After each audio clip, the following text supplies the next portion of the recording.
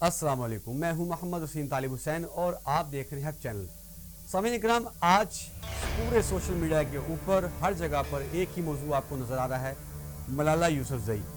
वैसे तो मलाला यूसुफजई हमेशा ही सोशल मीडिया की ज़ीनत बनती रहती हैं। आए दिन कोई ना कोई उनके हवाले से ऐसी खबर आती है कि जिससे तमाम मुसलमानों की दिल आज़ारी होती है।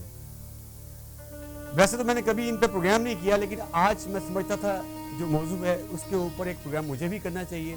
तकरीबन सब ने ही इस पर प्रोग्राम किया है, क्योंकि मलाला यूसुफजई ने हाल ही में एक इंटरनेशनल मैगजीन वोग को अपना इंटरव्यू दिया है, जिसमें उन्होंने बड़ी बेबाकी के साथ बड़ी दिल फरेब गुफ्तगू की है, जो कि किसी भी एक मुसलमान लड़की को ज़ेब नहीं देती।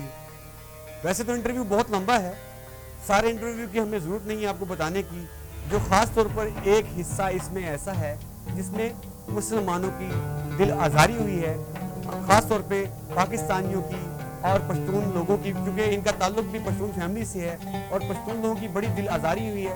और वो दिल आज़ारी किस वजह से हुई, वो ऐसा क्या इन्होंने कह दिया है कि तमाम पाकिस्तानियों के बल्कि अहले इस्लाम के जो दिल हैं इनसे दुखी हुए इनकी बात सुनकर, क्योंकि वो बात है ही ऐसी।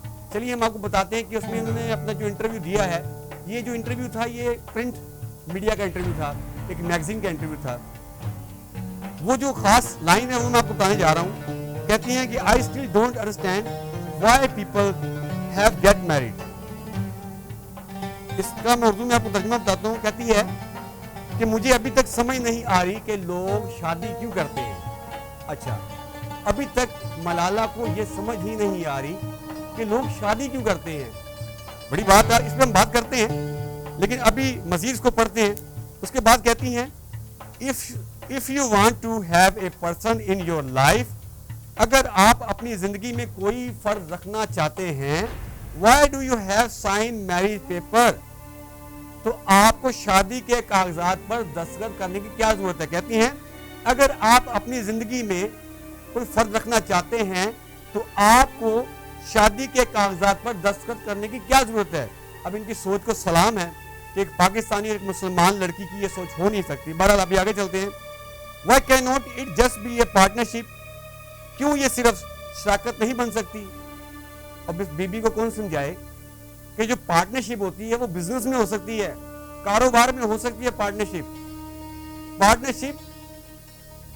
दो भाइयों के दरमियान हो सकती है किसी कारोबार के लिए, लोगों के दरमियान हो सकती है किसी कारोबार के लिए, दो मुल्कों के दरमियान हो सकती है कारोबार के लिए पार्टनरशिप।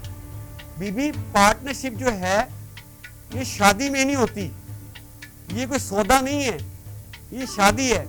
वैसे तो आप मशरकी लिबास पहनती हैं, और कम से कम आपको ये भी पता होना चाहिए कि मशरकी लिबास खाली पहनने से लड़की मशरकी नहीं हो जाती, उसकी सोच भी मशरकी होनी चाहिए। पहले तो बीबी मैं आपको बताते चलूँ कि शादी है ना, शादी ये मियाँ बीवी का एक पाक, बहुत ही पाक रिश्ता है।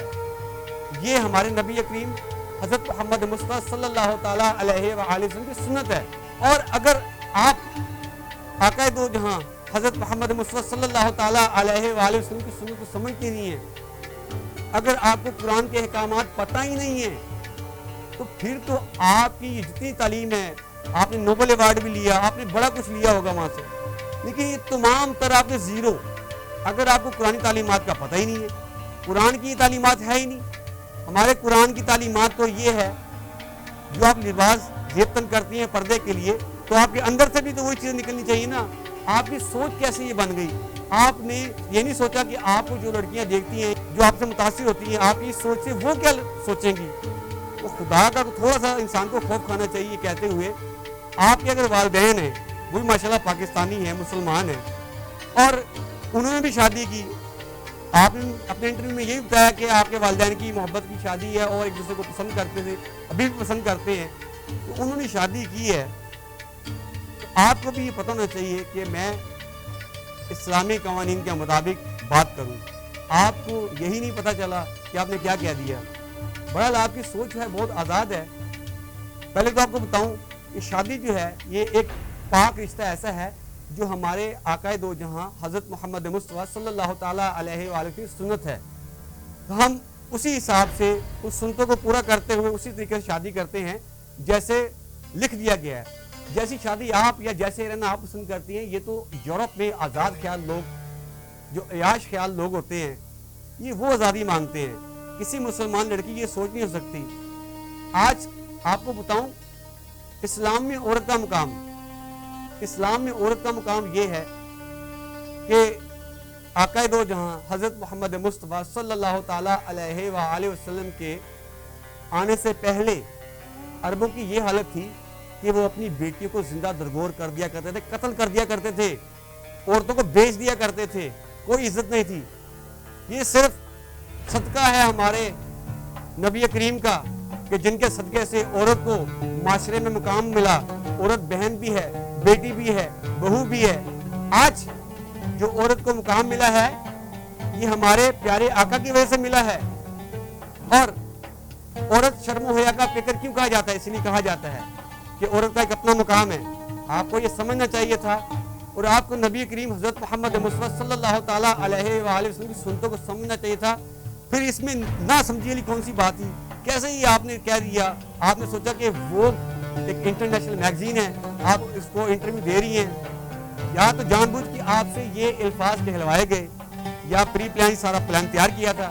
اچھا مزے کی بات ہے دوستو، ملالہ جب بھی آتی ہے کوئی خبر لے کے ایسا پری پلان سارا کام ہوتا کہ ان کو پورے ورلڈ میں اس موضوع کے ساتھ فوراً فیمس کر دیا جاتا ہے.